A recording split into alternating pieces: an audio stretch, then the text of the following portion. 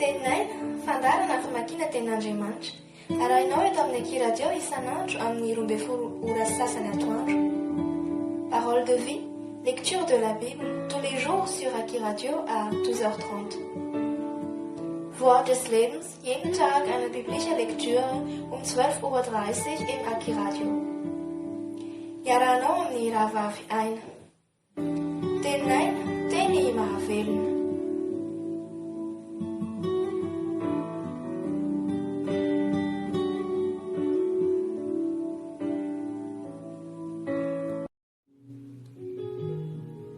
Ny asan'ny apôstôly, toko voalohany. Fitarihan-teny sy filazana ny nanafaran'i Jesosy ny mpianany sy ny nisarahany taminy raha niakatra ho any an-danitra. Amin'ny anaran'i Jesosy. Ry Teofily, ilay boky voalohany dia nisoratako ny amin'izay nataon'i Jesosy sy nampianariny hatramin'ny andro nampiakarana azy. Ary efa nodidiny tamin'ny fanahy masina ny apôstôly izay nofidiny, sady niseho koa tamin'ny famantarana maro tao aorian'ny Ijaliany fa velona izy, ka niseho tamin'ny 70 andro izy ary nilazany amin'ny fanjakan'Andriamanitra. Ary aniarany angona teo aminy Jesosy dia namepetra azy sy halan'i Jerosalema fa hiandry ny teny fikasany iray izay farenareo tamiko, hoy izy. Fa Jaona nanao batisa tamin'ny rano, fa ianareo kosa atao batisa amin'ny fanahy masina rehefa afaka andro vitsivitsy. Koa izay tafangana teo dia nanontany azy hoe, Tompoko, amin'izao va no ampodianao ny fanjakana ho amin'ny Israely? Fa io kosa izy taminy. Tsy ianareo ny ahalala ny andro na ny fotoana izay efa notendren'ny iray amin'ny fahefany ihany.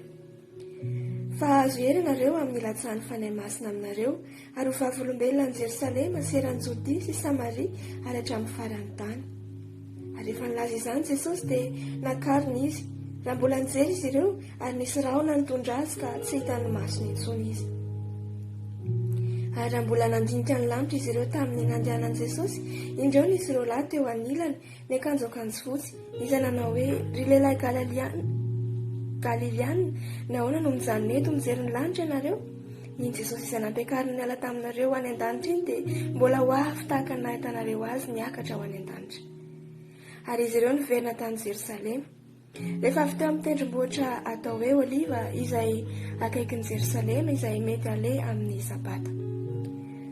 Ary rehefa tafiditra izy dia niakatra ho any an-trano ambony izay fitoerany dia Petera sy Jaona sy Jakoba sy Andrea, Filipo sy Tomasy, Bartolomeo sy Matio, Jakoba zanaky Alfeo sy Simona Zelote ary Jodasy zanaky Jakoba.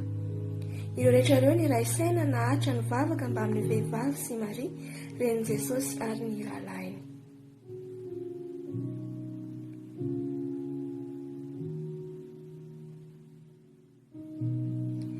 Ny nifidianan'ny apôstôly anankiray ho namany isolo an'i Jodasy.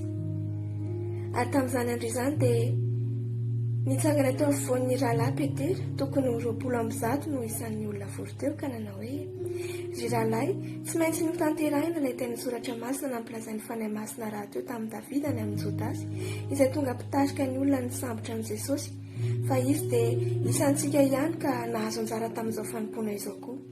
Koa izany lehilahy izany dia nahazo saha tamin'ny tambiny fahotany, ary potraka ny ankohoka izy dia vaky ny kibony ka nipoaka sady nivaroraka avokoa ny tsinainy. Ary fantatr' izay rehetra monina eto Jerosalema izany, ka inaran'izany saha izany amin'ny fiteniny dia atao hoe Akeldama, izany hoe sahan-drà. Fa voasoratra eo amin'ny bokin'ny Salamo hoe, aoka ho lao ny fonenany, ary aoka tsy hisy olona onona ao, ary koa aoka ho lasan'ny olon-kafa ny anjara raharahany.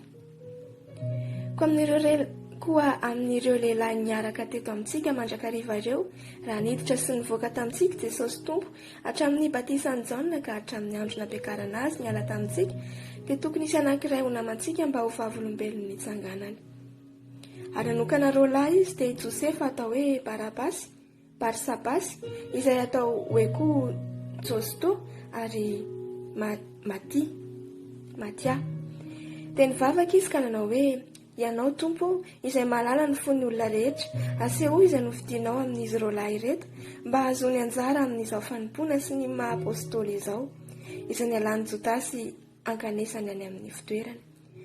Dia nanao filokana ho azy izy ka lasaka tamin'ny Matia ny filokana, ary izy no lany ho isan'ny apôstôly 12 lahy. Alleluia.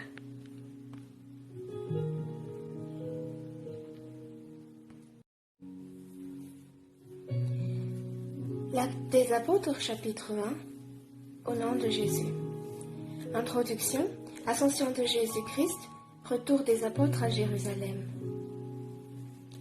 Théophile, j'ai parlé dans mon premier livre de tout ce que Jésus a commencé de faire et d'enseigner dès le commencement, jusqu'au jour où il fut enlevé au ciel, après avoir donné ses ordres par le Saint-Esprit aux apôtres qu'il avait choisis. Après qu'il eut souffert, il leur apparut vivant et leur en donna plusieurs preuves, se montrant à eux pendant 40 jours et parlant des choses qui concernant le royaume de Dieu. Comme il se trouvait avec eux, il leur recommanda de ne pas s'éloigner de Jérusalem, mais d'attendre ce que le Père avait promis. Ce que je vous ai annoncé, leur dit-il, car Jean a baptisé d'eau, mais vous, d'un peu de jours, vous serez baptisés du Saint-Esprit. Alors, les apôtres réunis lui demandèrent, Seigneur, est-ce en ce temps que tu rétabliras le royaume d'Israël? Il leur répondit, ce n'est pas à vous de connaître les temps ou les moments que le Père a fixés de sa propre autorité. Mais vous recevrez une puissance, le Saint-Esprit survenant sur vous, et vous serez mes témoins à Jérusalem, dans toute la Judée, dans la Samarie et jusqu'aux extrémités de la terre. Après avoir dit cela, il fut élevé pendant qu'ils le regardaient, et une nuée le déroba à leurs yeux. Et comme ils avaient les regards fixés vers le ciel pendant qu'ils s'en allaient, voici 2 hommes vêtus de blanc leur apparurent et dirent, Hommes galiléens, pourquoi vous arrêtez-vous à regarder au ciel? Ce Jésus qui a été enlevé au ciel du milieu de vous reviendra de la même manière que vous l'avez vu allant au ciel. Alors, ils retournèrent à Jérusalem, de la montagne appelée des Oliviers, qui est près de Jérusalem, à la distance d'un chemin de sabbat. Quand ils furent arrivés, ils montèrent dans la chambre haute où ils se tenaient d'ordinaire.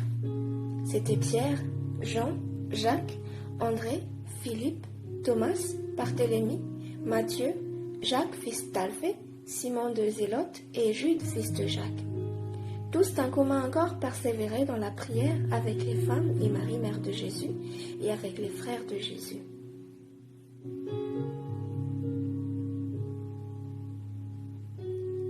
Matthias élu apôtre en remplaçant Judas. En ces jours-là, Pierre se leva au milieu des frères, le nombre des personnes réunies étant d'environ 120, et il dit, Hommes frères, il fallait que s'accomplisse ce que le Saint-Esprit, dont l'Écriture a annoncé d'avance par la bouche de David, au sujet de Judas qui a été le guide de ceux qui ont saisi Jésus. Il était compté parmi nous, et il avait part au même ministère. Cet homme, ayant acquis un champ avec le salaire du crime, est tombé, s'est rompu par le milieu du corps, et toutes ses entrailles se sont répandues. La chose a été si connue de tous les habitants de Jérusalem que ce champ a été appelé dans leur langue Akeldama, c'est-à-dire champ du sang. Or, il est écrit dans le livre des psaumes que sa demeure devienne déserte et que personne ne l'habite, et qu'elle entreprenne sa charge. Il faut donc que parmi ceux qui nous ont accompagnés tout le temps, que le Seigneur Jésus a vécu avec nous, depuis le baptême de Jean jusqu'au jour où il a été enlevé du milieu de nous, il y en ait un qui nous soit associé comme témoin de sa résurrection. Ils en présentèrent 2, Joseph appelé Barsabas, surnommé Justus, et Matthias. Puis ils firent cette prière, Seigneur, toi qui connais leur cœur de tous, toi qui connais les cœurs de tous, désigne lequel de ces 2 tu as choisi, afin qu'il ait part à ce ministère et à cet apostolat que Judas a abandonné pour aller en son lieu. Ils tirèrent au sort, et le sort tomba sur Matthias, qui fut associé aux 12 apôtres. Alléluia.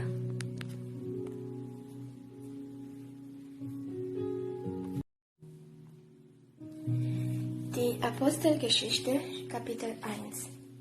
Im Namen Jesus. Die erste Rede habe ich getan, lieber Theophilus, von alledem, das Jesus anfing, beides zu tun und zu lehren, bis an den Tag, da er aufgenommen ward, nachdem er den Aposteln, welche er hatte erwählt, durch den Heiligen Geist Befehl getan hatte, welchen er sich nach seinem Leiden lebendig erzeigt hatte, durch mancherlei Erweisungen, und ließ sich sehen unter ihnen 40 Tage lang und redete mit ihnen vom Reich Gottes. Als er sie versammelt hatte, befahl er ihnen, dass sie nicht von Jerusalem wichen, sondern warteten auf die Verheißung des Vaters, welche ihr habt gehört, sprach er von mir, denn Johannes hat mir Wasser getauft, ihr aber sollt mit dem Heiligen Geist getauft werden, nicht lange nach diesen Tagen. Die aber so zusammengekommen waren, fragten ihn und sprachen, Herr, wirst du auf diese Zeit wieder aufrichten das Reich Israel? Er aber sprach zu ihnen, es gebührt euch nicht zu wissen, Zeit oder Stunde, welche der Vater seiner Macht vorbehalten hat, sondern ihr werdet die Kraft des Heiligen Geistes empfangen, welcher auf euch kommen wird, und werdet meine Zeugen sein zu Jerusalem und in ganz Judäa und Samarien und bis an das Ende der Erde. Und da er solches gesagt, ward er aufgehoben zusehends, und eine Wolke nahm ihn auf vor ihren Augen weg. Und als sie ihn nachsahen, wie er gen Himmel fuhr, siehe, da standen bei ihnen 2 Männer in weißen Kleidern, welche aussagten, ihr Männer von Galiläa, versteht ihr und seht gen Himmel? Dieser Jesus, welcher von euch ist aufgenommen gen Himmel, wird kommen, wie ihr ihn gesehen habt, gen Himmel fahren. Da wandten sie um gen Jerusalem von dem Berge, der da heißt Ölberg, welcher ist nahe bei Jerusalem und liegt einen Sabbatweg davon. Und als sie hineinkamen, stiegen sie auf den Söller, dadem sie sich aufhielten Petrus und Jakobus, Johannes und Andreas, Philippus und Thomas, Bartholomäus und Matthäus, Jakobus des Alpheus Sohn und Simon Zelotes und Judas des Jakobus Sohn. Diese alle warten stets beieinander einmütig bei Betten und flehen samt den Weibern und Maria, der Mutter Jesus und seinen Brüdern. Und in den Tagen trat auf Petrus unter die Jünger und sprach, es war aber eine Schar zuhauf bei 120 Namen. Ihr Männer und Brüder, es musste die Schrift erfüllt werden, welche zuvor gesagt hat, der Heilige Geist durch den Mund Davids von Judas, der ein Führer war derer, die Jesus fingen. Denn er war zu uns gezählt und hatte dies Amt mit uns überkommen. Dieser hat erworben den Acker um den ungerechten Lohn und ist abgestürzt und mitten entzwei geborsten und als sein Eingeweide ausgeschüttet. Und es ist kund geworden allen, die zu Jerusalem wohnen, also dass dieser Acker genannt wird auf ihrer Sprache Hakeldama, das ist ein Blutacker. Denn es steht geschrieben im Psalmbuch, seine Behausung müsse wüst werden und sei niemand, der darin wohne, und sein Bistum empfange ein anderer. So muss nun einer unter diesen Männern, die bei uns gewesen sind, die ganze Zeit über, welche der Herr Jesus unter uns ist, aus- und eingegangen, von der Taufe des Johannes an bis auf den Tag, da er von uns genommen ist, ein Zeuge seiner Auferstehung mit uns werden. Und sie stellten 2, Josef genannt Barsabas, mit dem Zunamen Just und Matthias, beteten und sprachen, Herr, aller Herzen Kündiger, zeige an, welchen du erwählt hast unter diesen Zweien, dass einer empfange diesen Dienst und Apostelamt, davon nur das abgewichen ist, dass er hinginge an seinen Ort. Und sie warfen das Los über sie, und das Los fiel auf Matthias, und er war zugeordnet zu den 11 Aposteln. Halleluja.